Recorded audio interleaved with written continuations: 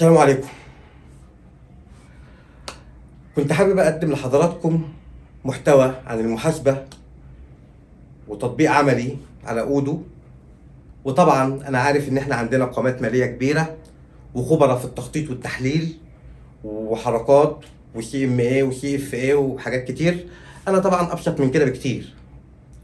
أنا مجرد طباخ طبخته عجبته، حبيت أقدمها لكم، يمكن تعجب حد فيكم. وهحكي لكم عن المحاسبة حكاية يا رب تعجبكم وتكملوا معايا للنهاية.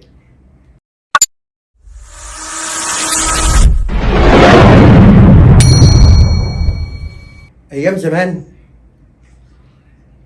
من 2600 سنة قبل الميلاد كان فيه الملك زوسر في الأسرة الثالثة.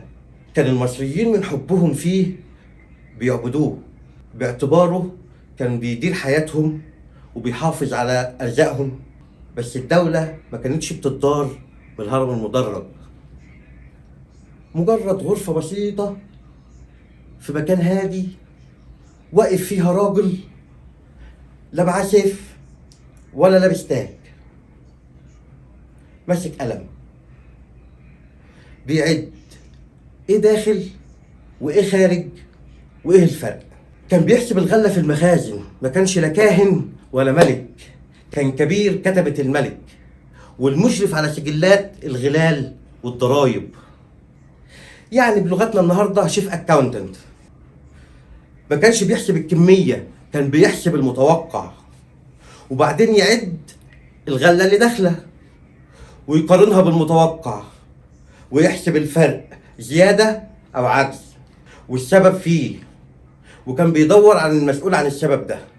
يعني أجدادنا ما كانوش بيهتموا بالعد، كانوا بيهتموا بحساب الفرق، والفرق دايما كان مرتبط باسم.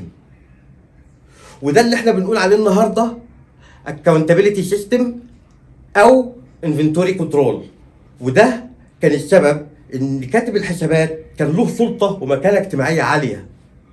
وقتها الرقم ما كانش محايد، كان أداة للمساءلة. وركزوا في الكلام ده قوي، لأن لحد دلوقتي فكرة المحاسبة الأساسية ما اتغيرتش. اللي اتغير إن الأخطاء بقت أسرع وأغلى وأكتر.